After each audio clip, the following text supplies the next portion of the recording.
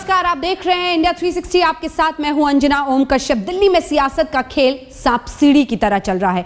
कई दिनों से बीजेपी, कांग्रेस और आप की गोटियां अपनी अपनी चाल चल रही हैं। अभी एलजी के न्योते की सीढ़ी के साथ बीजेपी दिल्ली की कुर्सी तक पहुंचने का सपना देख रही थी कि आपके स्टिंग का सांप बीच में आ गया।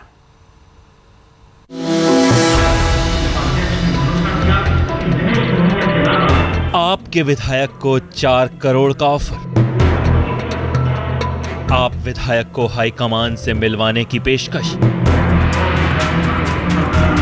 आरएसएस के ग्रीन सिग्नल का दावा। स्टिंग में नजर आ रहे लोगों का परिचय भी जान लीजिए। ये दिल्ली बीजेपी उपाध्यक्ष शेर सिंह डागर का घर है। दिल्ली के साउथ एक्सटेंशन में उनके घर में मौजूद हैं आपके विधायक दिनेश मोहनिया।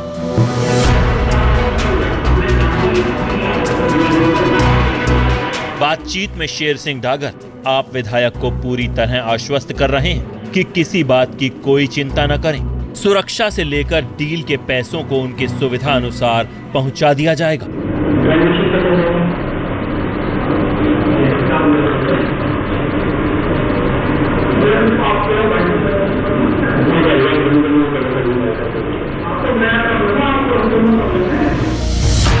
स्टिंग का ये सबूत लेकर आम आदमी पार्टी के तमाम नेता मीडिया से मुखातिब हुए और दावा किया कि बीजेपी के सरकार बनाने की कोशिशों का असली चेहरा ऐसा है। दिल्ली में सरकार बनाने की सुगबुगाहट तेज हो चली थी। बीजेपी को एलजी की तरफ से न्योते का इंतजार था और दिल्ली बीजेपी अध्यक्ष भी बेहद आत्मविश्वास से कह रहे थे कि न्योता मिला तो पीछे नहीं हटेंगे। नंबर कहां से आएंगे, इस बात पर सब कुछ गोलमोल था। इस बीच आपकी तरफ से जारी इस वीडियो ने खलबली मचा दी। आपके संयोजक केजरीवाल ने सवाल किया कि बीजेपी जवाब दे कि हाईकमान कौन है जिससे मिलवाने की बात शेर सिंह डागर कर रहे हैं। तो बड़ा प्रश्न तो ये उठता है जिसमें डागर साहब बार बार कह रहे हैं कि हाईकमांड से बात हो रही है, हाईकमांड से बात हो रही है, हाईकमांड से आज शाम को मिलवाएंगे। वो हाईकमांड कौन है? किसके इशारे पे डागर साहब काम कर रहे हैं? आपके स्टिंग पर बीजेपी पहले तो जवाबी प्रेस कॉन्फ्रेंस की तैयारी में थी, लेकिन बाद में रणनीति बदल गई। पार्टी ने शेर सिंह डागर की डगर से खुद को अलग कर लिया और सफाई दी कि दिल्ली में सरकार बनाने की प्रक्रिया में डागर की कोई भूमिका नहीं है।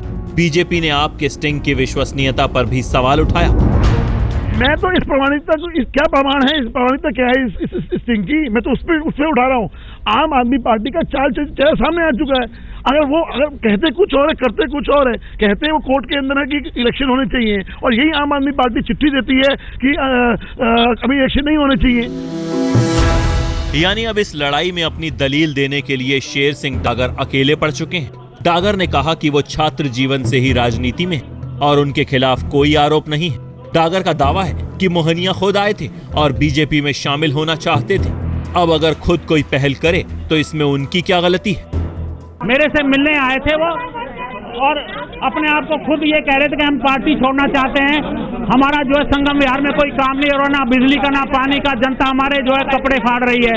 हम आपकी पार्टी में आना चाह रहे हैं। दिल्ली के दो बड़े दावेदारों के बीच खटपट पर कांग्रेस दनादन हल्ला बोल रही है। कांग्रेस की तरफ से कड़वाहट आपके लिए भी है और बीजेपी पर भी निशाने साधे जा रहे हैं। कांग्रेस विधायक दल के नेता हारून यूसुफ का कहना है कि बीजेपी के दामन पर लगा ये दाग धुलने वाला नहीं है। देखिए, इससे भारतीय जनता पार्टी का जो असली चेहरा है वो सामने आया है। जो हम बार बार कह रहे थे कि सत्ता के लिए भारतीय जनता पार्टी कुछ भी कर सकती है। पहले 1-1.5 करोड़ रुपए का रेट था, अब सरकार केंद्र में आ गई है उनकी, तो केंद्र सरकार आने के बाद उन्होंने 4 करोड़ का रेट कर दिया है। स्टिंग मीडिया को दिखाने के बाद केजरीवाल ने कहा कि इसकी रॉ फुटेज सुप्रीम कोर्ट और चुनाव आयोग को सौंपी जाएगी। सुप्रीम कोर्ट में इस मामले को लेकर मंगलवार को सुनवाई होनी है। विक्रांत सिंह, दिल्ली, आज तक। कभी साफ सुथरी सियासत के लिए बीजेपी ने जोड़तोड़ की सरकार बनाने से इनकार कर दिया था। आज बीजेपी के सामने वही जोड़तोड़ सबसे बड़ा सवाल बनकर खड़ा है। क्या डागर से किनारा करने और नोटिस जारी करने से खरीद फरोख्त वाले आरोपों के दाग धुल जाएंगे? स्टिंग के तथाकथित हाईकमान शायद इस पर आगे जवाब दें।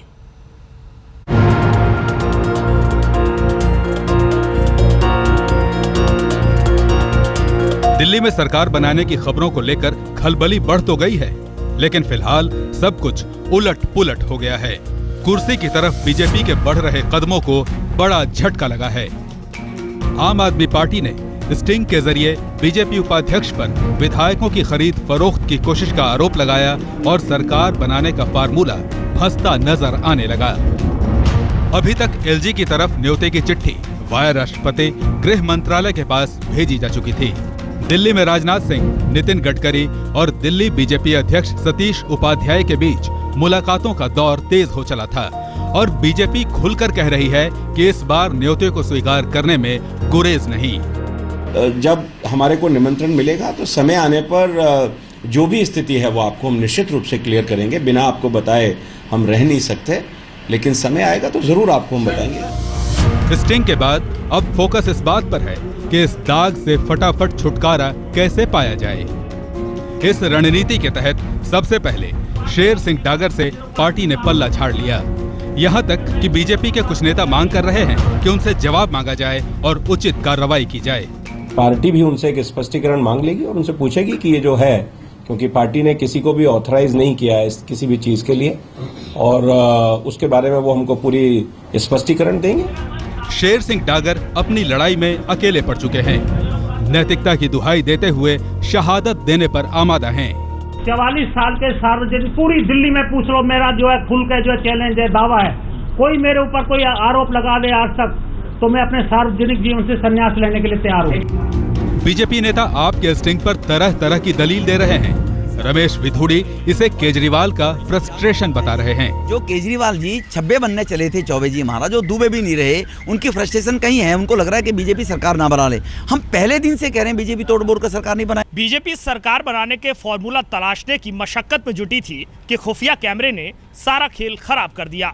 लेकिन इस सब के बीच दिलचस्प बात यह है कि जब जब बीजेपी सरकार बनाने की कोशिश में जुटती नजर आती है, आम आदमी पार्टी रंग में भंग डालने के लिए तैयार बैठी होती है।